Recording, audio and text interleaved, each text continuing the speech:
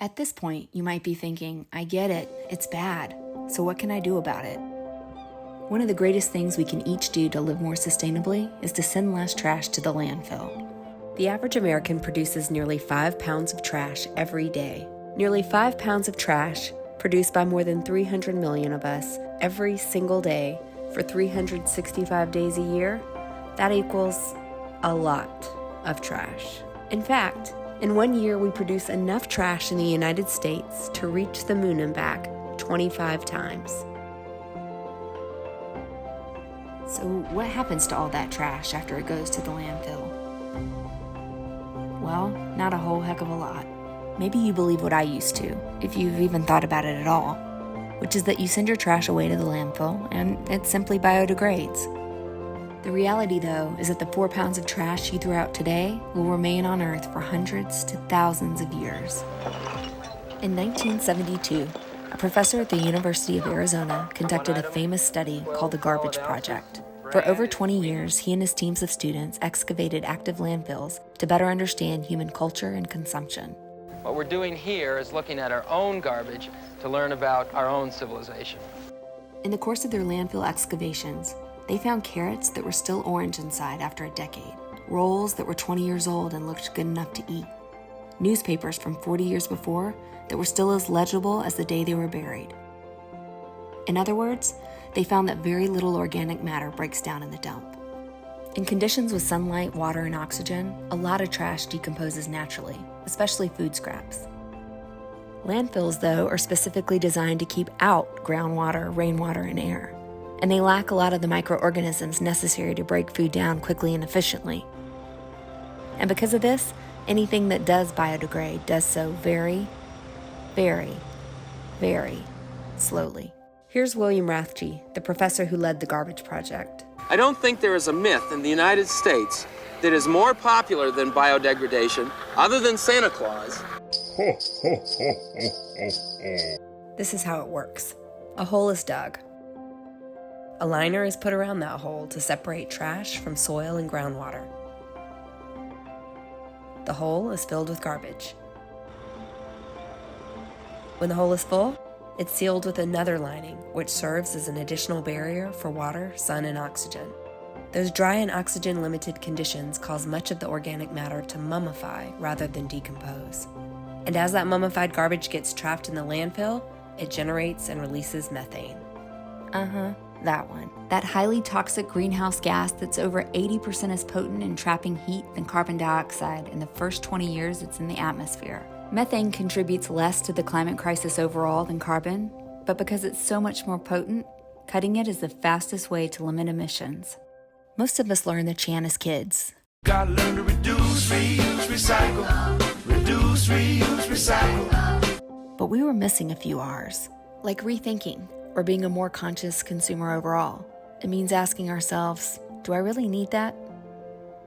I mean, it's happened to us all, right? You're in the checkout line and you spot a whole assortment of gadgets and knickknacks you absolutely do not need that you absolutely must have in that very moment. They call that area the prime real estate of impulse buys. And in 2021, we spent $6 billion in that part of stores alone. If we do consciously pause to ask ourselves, do I need this? It often leads us to answer, no. And if the answer is yes, which let's face it, sometimes it is, it simply leads us to consider what we can buy to fill that need that will be of the highest quality, likely to stay out of the landfill longer, and have the least harm on the environment. There's refusing or saying no more often to things we don't need or won't use. It's opting out of junk mail, saying no thanks to the promotional pen that typically gets tossed in your junk drawer and soon enough in your trash can. And yes, it's resisting the feet warmer, the dinosaur taco holder, the ropeless jump rope that you'll use exactly once. Yeah, I know, they're tempting, but no. There's reducing or cutting down on what we buy and how often we buy and getting rid of what we don't use. My husband once referred to our house as the place where pillows went to die. So yeah, maybe 16 pillows on each bed and even more stuffed under the bed and in the closets is a few more than we needed. As kids, most of us learned the traditional waste management cycle. As an adult, I've been challenged to think of it more as a hierarchy, with rethinking, refusing, and reducing as root causes. There are the places to begin where we can. Of course, there's also reusing or repurposing. At the thought of this, I used to picture images of turning pickle jars into stained glass wind chimes. And hey, good on you if that's your thing. For me, though, it looks more like saving and reusing those cute Christmas bows and birthday bags, or donating old towels and blankets to the Humane Society. There's repairing things before we throw them away. Of course, buying high-quality items in the first place often makes repairs less necessary, but things happen. So you get the strap of your leather purse stitched back on, your favorite boots rehealed, or the hook replaced on a pair of earrings before you toss them. Damn those hooks. There's also regifting, which is a bad name for basically donating, but it fits nicely in the R theme.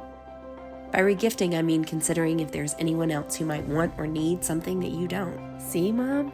Every time I dig around in your clothes and jewelry and pull out the things I haven't seen you wear in a long time and think you should pass on to me, I'm helping you fight the climate crisis. You're welcome. If all those other R's are not possible, there's rotting or keeping food scraps, yard debris, and other organic materials like newspapers or coffee filters out of landfills through composting. This is my next frontier. And finally, there's recycling what you can't otherwise refuse, reduce, reuse, repair, or rot. It's a proven psychology that people waste more when they think they can recycle later. It makes us feel good to recycle. And it is good after we exhaust other options. There's a reason recycling comes last in the hierarchy. A very simple exercise you can do is just take notice over the next few days of what you throw in the trash. Lots of food scraps, a bunch of bathroom stuff, loads of paper, tons of condiment packets. Whatever you notice, just pick one thing you can consciously work to take out of your trash. Do just that one thing. And when you can, do another.